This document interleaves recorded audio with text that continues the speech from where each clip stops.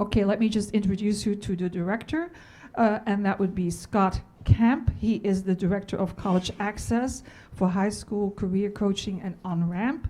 Then next to him is Sharon Rachel Strong, Director of Great Expectations. And here on my left is James Andre, Coordinator of Adult Coaching and Transitions, and Celeste Hall is the Career Coach Specialist. It's all yours.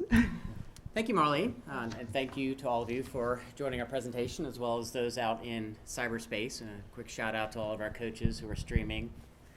We appreciate you joining on this.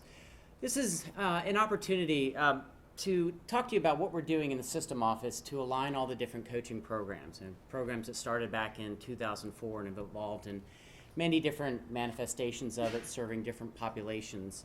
And we wanted to talk about how we're aligning all of those into one program, one office, and how that's going to impact the work that's being done in the colleges, and how we can help out the colleges with their coaching programs and the different populations that they serve. And really to copy or to piggyback on what Dr. Joe Biden said earlier, really, access without success is an empty promise. And so we want to make sure that once we've gotten the students there to within the schools, that we can provide those supportive services that they need, and that's a big part of what we do with our programs. Our title for the program for the session is probably the most awkward title I've ever come up with, but really tried to be right to the point of what we are, what is the common thread that runs through all of our programs, and that is helping students, whether they are high school students, whether they are adult learners, whether they're high school leavers, and try to get them to thinking about marketable credentials in areas with family sustaining wages, and that is the goal that we try to go through with our different programs. Just to kind of give you some background and how all these pieces fit together, really is about, all of us have the coaching model that's manifested, and it started in 2004 when the chancellor initiated the first program, and very thankful he used the idea of coaching because it really gave us an opportunity to create a unique model, one that targets the specific needs of the different populations that we work with, and really does stress the idea that we are working with the student, working through the process along with them, regardless of the different populations. When you're thinking about the career planning part, the coaching, and some of us are practitioners in the field, they're either coachers or advisors or mentors, but the common idea behind behind coaching threads through all of it. And there's really, kind of four main areas in which there's similarity with the different programs that we've got. A big part of it is the career planning, and not just enrolling in different courses and different programs, but talking about the why part of it. Why are we choosing different programs? Why are the students, how does that relate to the career options that they're thinking about, and making sure that we're helping students on the right career path, the career pathway that they want to be able to achieve their goals. It's about looking at life and employability skills. And in workforce development, we talk a lot about employability skills, or what used to be called soft skills. And we recently commissioned a study to kind of identify in Virginia what are those employability skills, what is it that the employers want to see from future employees, which are the students that we're working with on a regular basis. And life skills as well, because most of our students come with some sort of barrier to success. And that kind of segues into that third one, is that the common thread of all of our programs and where the coaching is effective is that there are certain barriers to success. So whether they're a foster youth, whether they're somebody who dropped out of high school, whether they are dislocated worker, whether they're underemployed, all of them have some barrier to success. And what we hope to provide with our programs is those wraparound services. In addition to the great instruction in the classrooms and the advising that they're getting from their faculty and from the college counselors, we want to be that additional person that's helping them through the process, and that additional safety net for them to better ensure that their success. And it really is about, I put in quotes with. I mean, the idea of coaching is that what our practitioners in the field are doing is being with the student through the process. We use, when we're doing our training for the coaching, we use the analogy of a passenger in a car, with the student as the driver. So if you think about the work that they do, the driver of the car is the one who decides where you're going. The passenger in the car helps decide, where are the stops along the way? Where are we going to stop to get gas? We're lost. Have the passenger be the one to pull out the map and help them navigate through the process. So it really is one where the practitioner, the coach, is the passenger in the car and is helping the coach or helping the student through the process as they're going along. The career planning process is a big piece of it because there's an attempt to try to not only help the student get on the right path, but help them with skill sets that they can use once they leave our environments and the programs that we work with. So it really is about skill building and about goal setting, learning some of those techniques and learning about that essential process of understanding and selecting careers, with the idea that once they get out into the world, they might be on the right path, some roadblock comes along, some hiccup in the road, they're knocked off the path, and hopefully, not only have we've taught them some skills that they can then revert back to and think, hey, I remember that college success coach, and they helped me do this, or that high school coach helped me build a resume. Let me go back, or, I remember that we talked about that Virginia education wizard. Let me see if I can get back into that thing again, and maybe I can get some help and some information that we're looking at. So, it's teaching more of the whole career planning process is a process. There is no end to the road or end to the journey. And so we're hoping to not only help them along the way, but teach them some skill sets. And it really is providing learners with the tools to put together the pieces of the puzzle. Self-assessment, and a lot of our programs use the Virginia Education Wizard, the interest, skills, and work values assessment to kind of help think about, whether you've got somebody who has no clue what they want to do, that kind of helps to lay the groundwork and put some ideas out there for the discussion. It's about career exploration. So once you've heard about different careers or had some identified by some of those assessment tools, what is that career like? What is the average salary for that career? What's the job demand for that career?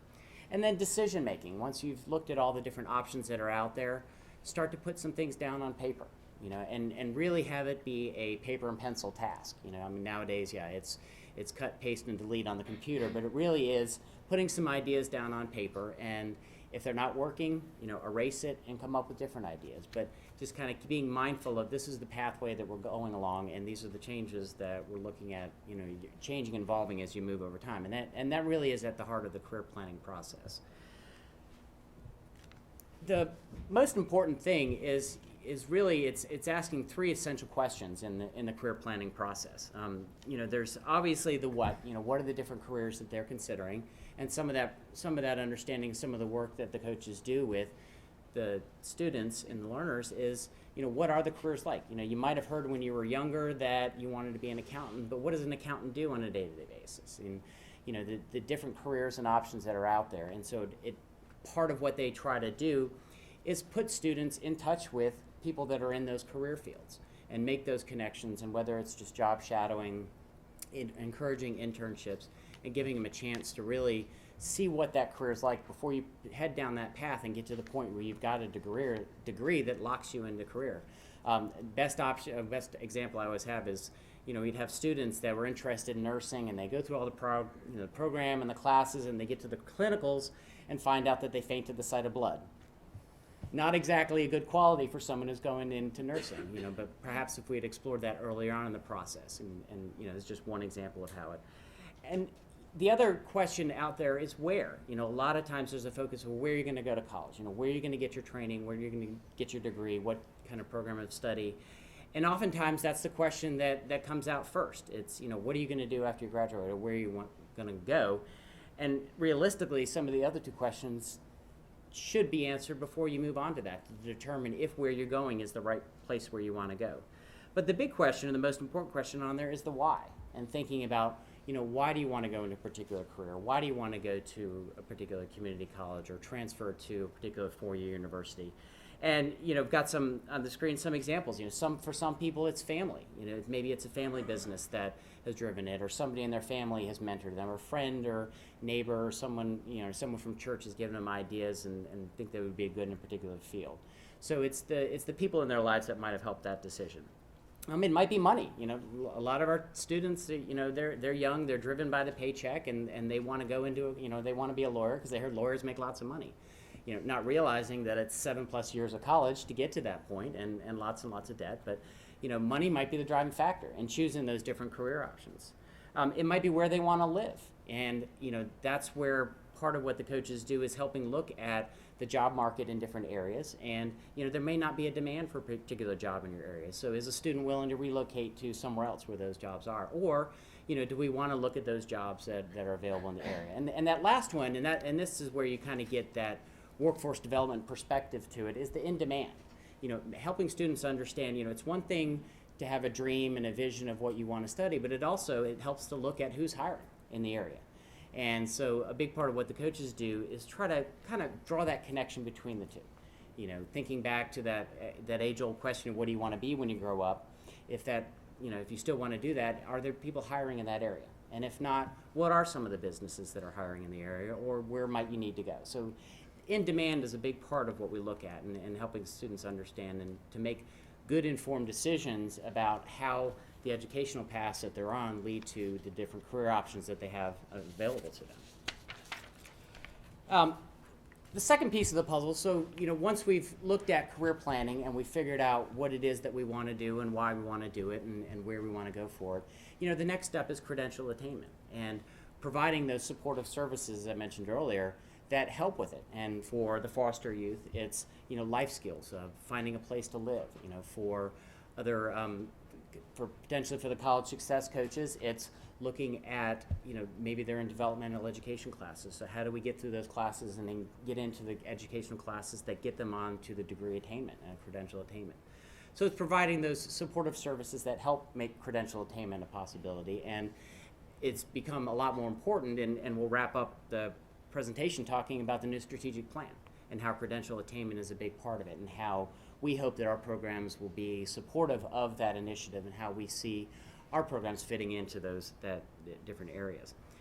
So credential attainment is not just being in the right classes at the right time, being in the right grades, but also looking at some of those barriers to success and some of those life and employability skills. Showing up on time, some of those skills that you learn that it can help you with through your classes can also help you out with your employment. Making a plan is a big part of that credential attainment, putting together the pieces. So once you've got that career plan in place, and research has shown, looking at it from the perspective of starting back in high school, students with career plans are more likely to continue on to post-secondary education and to complete that. So starting early in the process, and it's a process that Virginia Department of Education has been supportive by mandating academic and career plans for all, starting in the 7th grade. So a lot of what we try to do is let's continue that process. If what was started in 7th grade, let's have the coaching programs continue to support that and have it be a process and a living and breathing and evolving process. The last part about it is looking at marketable careers and family sustaining wages.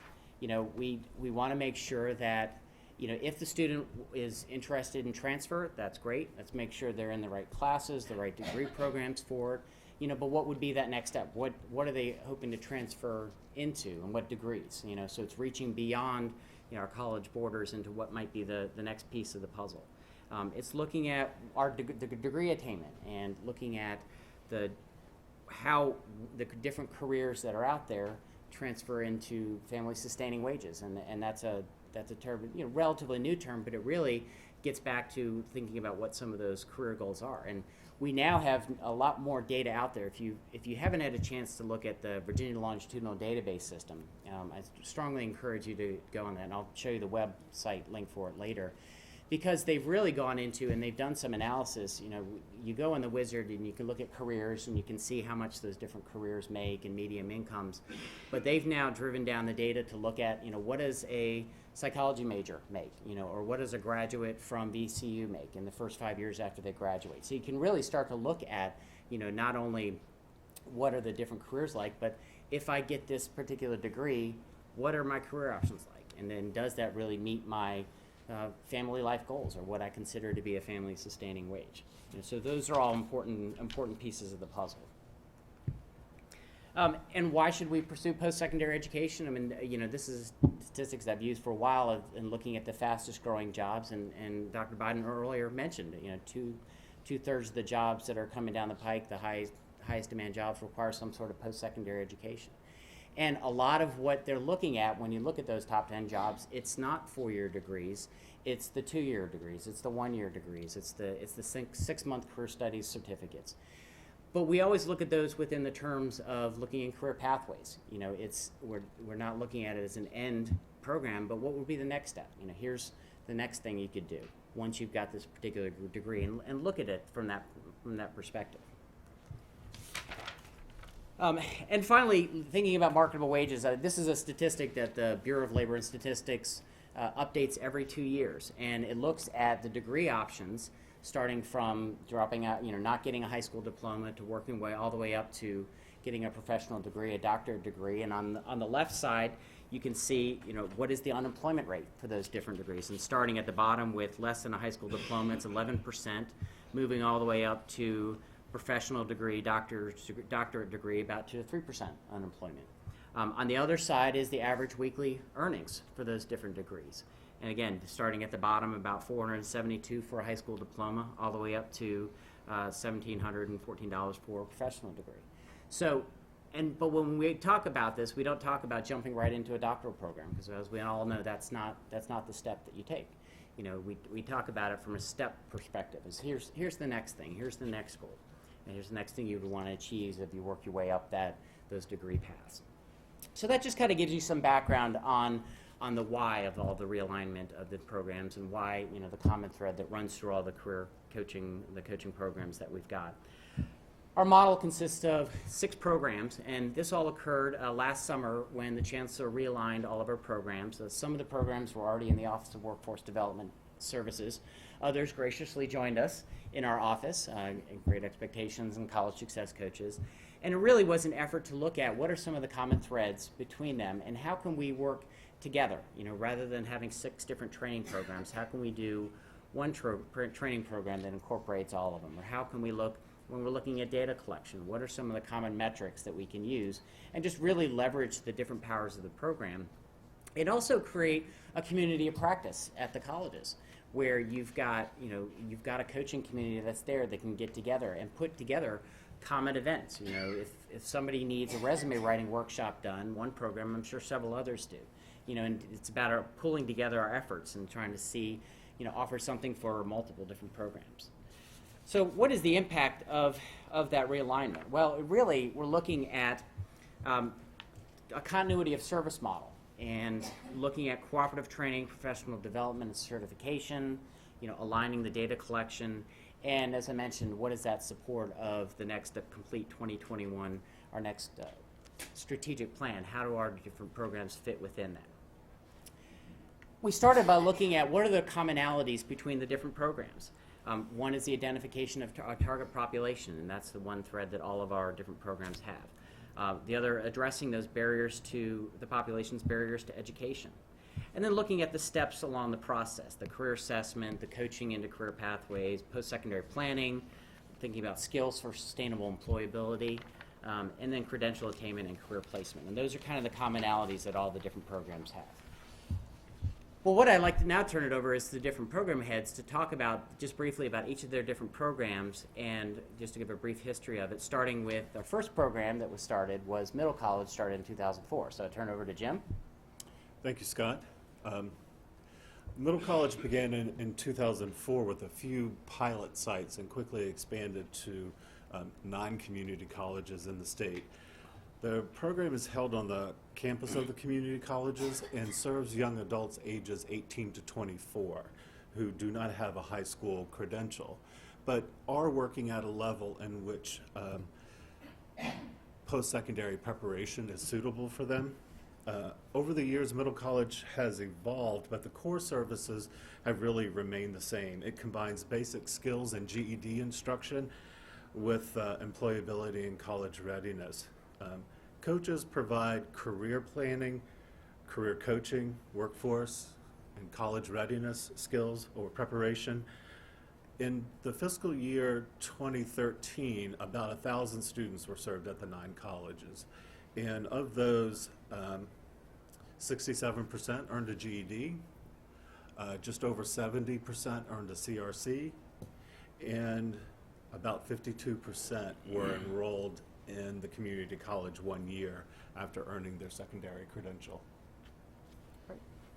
So the second program to come along was the High School Career Coach Program, started in 2005. We started with 11 coaches in 13 high schools, and currently we have about 115 coaches in 180 high schools, stretched all the way in 22 out of the 23 community college divisions, service regions. And basically, they serve as career pathways planning specialists within the high school. So they're there to talk to students about all the different options that are there to start that career planning process, and a lot of times be that first person that sits down with them and asks the question of, what is it you want to be when you grow up, or why do you want to study this? It's not designed to be a replacement of the teachers and the school counselor that are there, but to really supplement what they're doing and to fill in those gaps that are often not, that their school counselors and their teachers and administrators don't have time to do. And so really is one of the hallmarks of the program is that it's adaptive to the environment. We provide kind of general training for all of them, but it really does adapt to the needs of the particular students and helps get them on that path to thinking about post-secondary education as an option. One recent offshoot of that is the Rural Virginia Horseshoe Initiative, which started last year and takes into consideration those schools that are within the Rural Horseshoe. And I'll turn it over to Celeste to talk about that part of the program. All right, I work with Caroline Lane, who's the director of the Rural Virginia Horseshoe Initiative, and this is a 10-year program that's now in its first year. The Horseshoe Initiative employs 2 strategies to impact the educational attainment rates in rural Virginia. This horseshoe region stretches from the Eastern Shore down through Southside Virginia, through Southwest Virginia, and up through the Shenandoah Valley. This region encompasses 75% of Virginia's geography, and it's home to 2.1 million Virginians. If this area of Virginia were pulled out to be its own state, it would actually rank 50th in the country in terms of educational attainment. In contrast, if the rest of the state, referred to as the Crescent, which includes Northern Virginia, Richmond, and the Tidewater area were its own state, it would rank 2nd in terms of educational attainment related to the other 50 states. 14 of Virginia's 23 community colleges are in the Horseshoe region. 7 of those 14 are taking part in the 4-year pilot. One of the strategies that this initiative employs is based on the existing high school career coach program.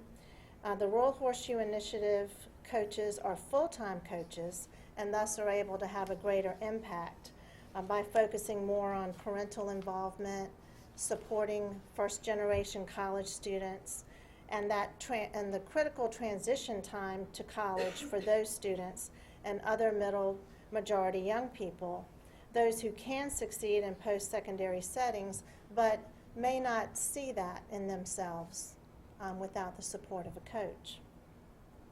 The other strategy is to provide $1,000 incentives for people who are earning or have recently earned their GED in order to help them return to school for education and training. So the goals of this 10-year project: in 10 years, this initiative has 2 goals. The first one is to cut in half the number of residents living within the Horseshoe region who lack a high school diploma or its equivalent. Currently, that is 1 in 4, and we would like to see that move to 1 in 8. And the second goal is to double the number of residents in the Horseshoe region with an associate's degree or other college certification from 26% to closer to the Crescent's average of 53%. Great. Next program to come along was Great Expectations. Rachel? Thank you. So Great Expectations began in 2008 with 5 colleges where it was piloted. Over the last 7 years, we've expanded. We're now at 18 colleges. We just added Thomas Nelson this year. We were really excited about that, with goal to get to all 23 colleges. We have currently about 1,000 former and current foster youth in the program that we're serving. Because our youth are kind of slippery, we have the students who are enrolled that we talk about that our coaches work with. We also have students who are not enrolled that our coaches also work with. So we have about 450 enrolled last fall, and then another 400 and some that the coaches we're working with. One thing that makes Great Expectations a little different from the other programs is our coaches have to spend about a third of their time on outreach. So our students don't necessarily come to the community college. Most of them have had negative educational experiences, have moved around to a lot of foster homes, so they're not really comfortable just walking up to community college saying, I'm here to register. So our coaches go out to the high schools, to the independent living providers, to social service agencies, and they recruit the students to get them to come to the college. And then once they're there, they get them to apply, they go through the wizard, they go through the other processes, and then they work with them while they're students there. That group that I was talking about, that second group that's not enrolled, those are students who usually have had a semester where they had to take a break off. Maybe they couldn't afford to be there anymore. Maybe they became homeless. A lot of our students in our program have to have help with the really basic needs. Our coaches have to help them find homes, help them find transportation, because they are really lacking in any adult to help them with that. That is the number one. Casey Family Programs worked with, created almost like the Bible for success programs for former foster youth, and the number one recommendation is to have a designated point of contact for the foster youth. So that's what the Great Expectations coaches are on your campuses. And I think Dr. Capps is here, who knows Mickey Page, our coach at Central Virginia, and he could tell you that he's the go-to person at Central Virginia for really any youth that's experiencing homelessness or has needs. So he will help them with that. Oh, that's okay. So right now, we have about 5,000 youth in the state who are eligible for our program, or who are college age and former foster youth or current foster youth. We hope to eventually reach about half of those. We know that some will go to four-year colleges, some may not be cognitively able to attend community college at all, but we hope to get to about 2,500 of those youth. And there you see I have stats on. We have mostly part-time coaches. We also have 8 full-time coaches that are working with the youth in Virginia. So the next program to come along was the Onramp Program, and that focuses on using WIA dislocated worker money to retrain. These are adults who have lost their jobs through no fault of their own. Provide them with training on the community college campus, usually in short-term or in-demand occupations, and get them back into the workforce as quickly as possible. And this has been going on for about 5 years now, and it provides financial aid for both credit and non-credit. Since Perkins can oftentimes cover some of the credit financial aid, it provides assistance with the non-credit training, and really is the goal to post-secondary credential attainment and getting them back into employment as quickly as possible. Next to come along was the Adult Career Coach Program. Jim? Thanks, Scott. I'm going to refer to this program as the ACC, or Adult Career Coach, because ACC, ELJPC wears me out really quickly. But the ACC program really casts a wide net. It's funded by a TAA CCCT grant, and has the goal of moving individuals at all 23 colleges into training programs for credential attainment and employment. So those are the two biggest goals of this particular grant. The coaches who are involved in this program provide assessment services, academic and career planning, connection to support services or wraparound services, work readiness skills, experiential learning opportunities, and job placement. Most of the coaches, or ACC, EL, JPC, have office hours at the one-stop center, and therefore can provide early contact coaching to those individuals who are WIA referrals or one-stop participants. There is a priority of service associated with this particular grant, and it involves 3 groups of folks: veterans and their spouses, TAA participants, and those enrolled in e-health programs. So far in this grant, coaches have served about 9,000 students. That is, 9,000 students are registered in Workforce Connection System. Of those, about 8,200 have received the 3 core services that qualify them as being participants. Those services are intake assessment, career planning, and registration in the Virginia Wizard. Coaches also report serving about 5,000 additional clients across the state in what we would call light touch activities at their colleges. Those activities would include things like resume and interview preparation, job search and employability workshops, and so forth. 2,000 have completed training as of last quarter, and 1,200 have earned credentials. And our newest one, College Success Coaches. Oh, that's me again. Yeah, this is a great program. It just came to Workforce Development Services. It's small. It's only at nine colleges, and each college has 2 coaches. Each of those coaches are charged with serving or maintaining a caseload of 100 students each. And those students are typically identified as underserved populations. They're newly enrolled and underserved. And by underserved, we are referring to folks who qualify for financial aid, have a minority status, or first generation attendees at college, and first generation college students.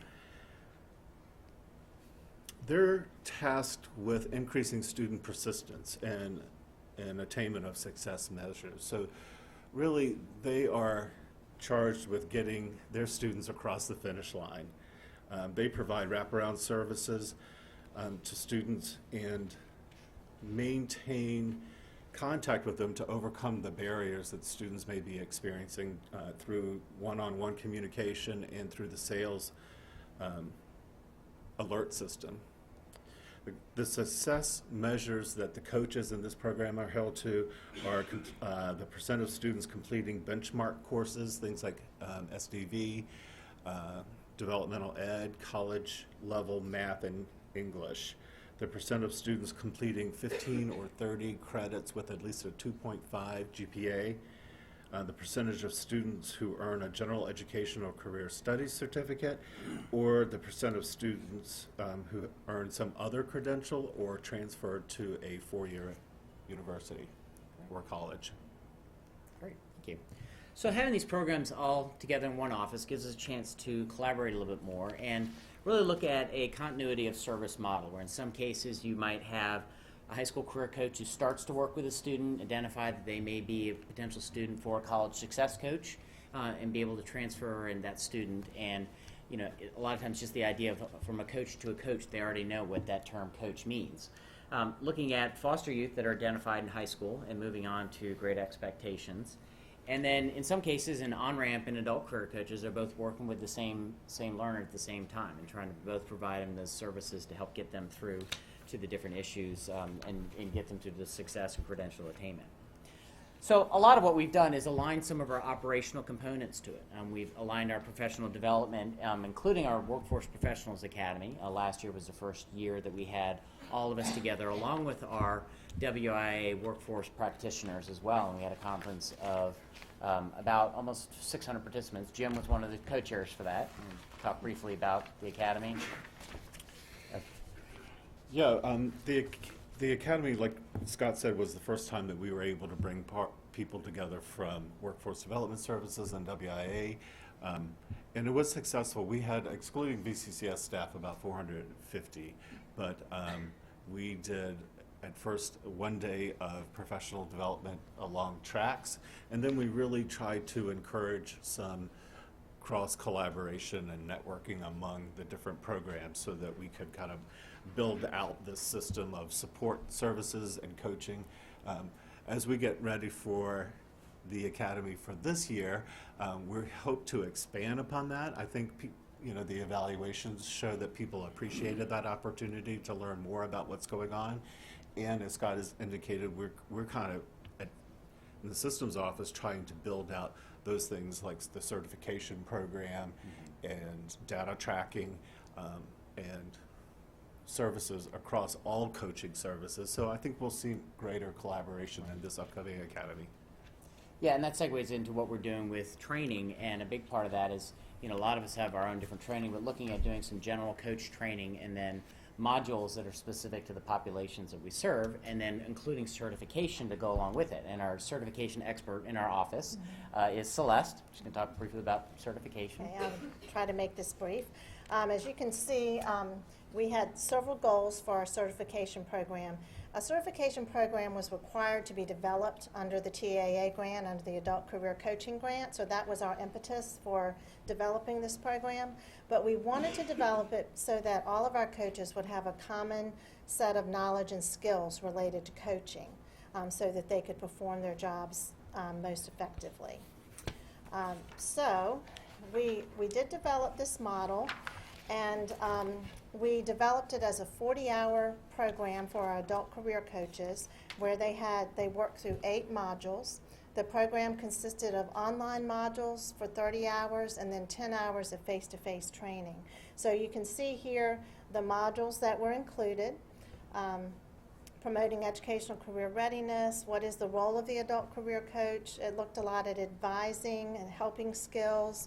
Looked at career planning models, so they had some background with career development theory, learning more about assessment, goal setting, and the action planning for the career plan. They learned more about labor market information and how to use that in academic and career planning. And then there was a capstone. For each module, there was a quiz at the end of each module that needed to be completed with 80% accuracy in order to move on to the next module. So we wanted to build in accountability to make sure that this program had value, and the value could be proven. And there was also a capstone project that required the coaches to apply what they learned through the online modules to their actual work. So there were questions and application questions that the coaches needed to submit as their capstone project, and that was another way that the program could be customized to the adult career coaches. So briefly, in terms of the design, there was a focus on both learning and demonstration. They could demonstrate their abilities as well as learn new skills. This was customized to the adult career coaching model through some of our face-to-face time, as well as through the capstone. It included the online self-paced of 30 hours and the face-to-face. It also provided resources for the coaches to use. Within the modules, there was a book, basically, a collection of activities called Integrating Career Awareness. And those coaches now have access to all of those activities that can be used with classrooms, groups, or individuals. We also created this as a stackable process where the 40 hours could be stacked into the National Career Development Association certification for career development facilitators. So those who've completed the 40 hours can add 80 hours that would lead them to this national certification. And we had 45 coaches complete, and we have 18 currently working towards the career development facilitator national credential. The next operational component that we're trying to standardize across all the programs is looking at a case management approach. So rather than looking at our programs at just the number of students that were served and what were their outcomes, delve into what kind of services were provided and what were the impact of those services. In order to do that, we have to use a case management approach. For the high school coaches, they're using a module, one that was developed specifically through the Wizard as an offshoot of it, very similar to what's done there with the academic and career plan process. With the Onramp program, they're already using the WIA's Virginia Workforce, the VAWC, their case management system. And we're looking at, the adult coaches are using that now, but we're looking at expanding out the modules and similar to using what we've got with the high school coaches for the other programs, so that we can start to look at what services were provided and which package of services was the most effective, so as we look at how do we most effectively serve foster youth or students that come in with developmental education classes, what are some of the services that wraparound services that we can provide that lead to that credential attainment and that success. And really the case management approach is it has two main purposes. One is it's creating a record keeping system for the practitioner themselves. It's a good way just to recollect what was the last thing that they talked about with it. So again, that continuity of service model is moving not only from within the person but from one person to another. So we're looking at aligning some of the different programs and having multiple case managers working with a student. But at the same time, it gives us a wealth of data that we're able to collect. And not only were they served, but were they provided assistance on financial aid? And did that translate into financial aid services later on? Or did they do particular career planning? And what kind of career did they end up with? And it really does tie into, it provides us with record keeping, case notes section, follow-up items to remind the coaches, hey, I told the student I would meet with them in a week and talk about this. And so we have that functionality in there. And looking at their career goals and keeping track of those career goals over time and how it changes and evolves over time. 1 week they might want to be a nurse, next week an accountant, next week an automotive mechanic, and it's a helpful part of the career planning process to see where they are, and it's something that they can look back on themselves and see how they've changed and evolved over time. And the second piece of it is the data collection component, where we're able to get some rich amount of data, do some pre-post analysis. What do they want to be before they met with the coaches? What do they want to be with afterwards? And then compare that to not only what they told us what they were going to do, but look at the Virginia Longitudinal database system, which I mentioned earlier, which has a rich pool of data. Chev contributes it, so it's all the four-year universities. We have National Clearinghouse data that goes in there. We have VEC employment data. So we'll be able to look at, what were their earnings after that? What was the career field they went into? And be able to draw some connections between those. And ideally, look at that and use that information to go back and see, well, how can we make our programs better and more effective with the services that we provide? So I encourage you to visit the website, vlds.virginia.gov. They already have some reports prepared, like the one I mentioned about how much 5 years for majors, 5-year earnings for majors, some great information there. And we're planning on using that data system to look at our different programs. The different partners that, as I mentioned, Department of Ed, Chev, VEC, Community College, and as well as the National Clearinghouse all put data into that system. So the last thing on there is, how does all this fit with the Complete 2021 and our goal of tripling the number of credentials awarded for economic vitality and individual prosperity? And it really does boil down to, what can I do, and our practitioners and our coaches mentioning what can I do to help out and meet that particular goal.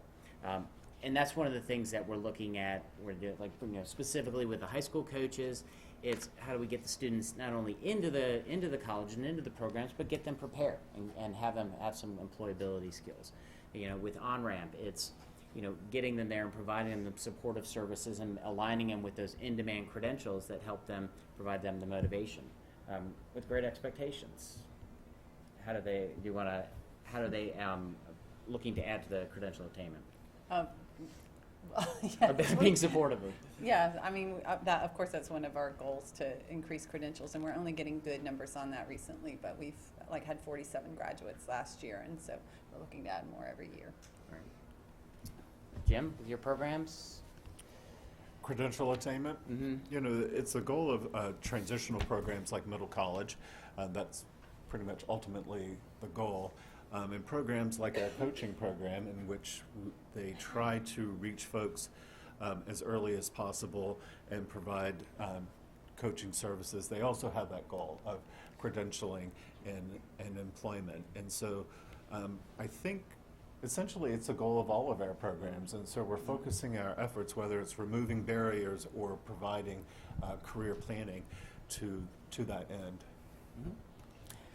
I'm afraid that time is up, but you may very well have some questions for the team here, and I hope that they will be available maybe in the hallway while you are moving about to definitely feel free to ask them additional questions. And don't forget to fill out the evaluation, and please give to Maria in the back. Thank you so much for participating. Thank you for the work you do at the colleges.